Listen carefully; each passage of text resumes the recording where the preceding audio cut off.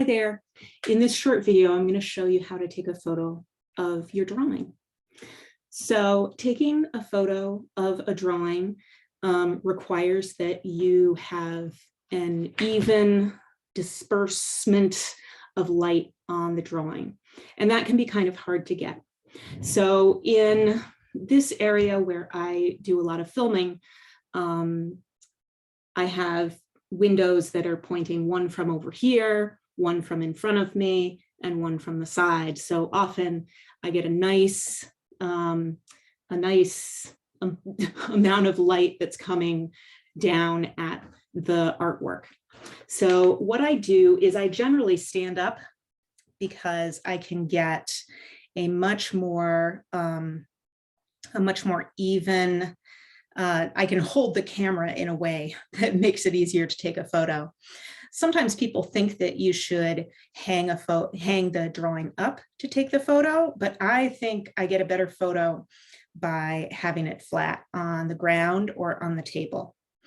I have really shaky hands, so I generally take a breath in and then take a breath out. And right as I'm at a comfortable out place in my breath, I snap the photo. So in,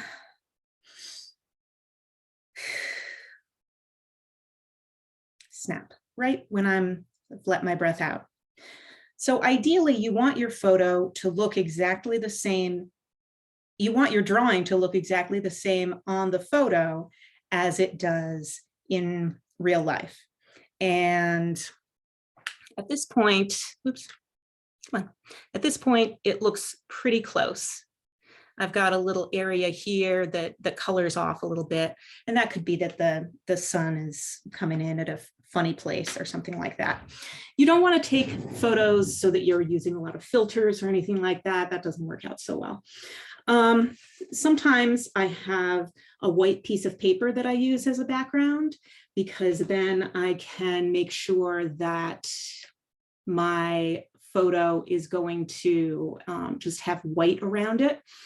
And that can work really well. Sometimes I need to tilt my drawing up and kind of aim it in certain directions. Sometimes the paper is curled a little bit in various places.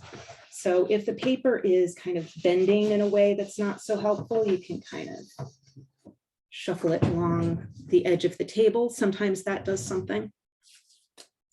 Other times I just make a little roll of tape and tape my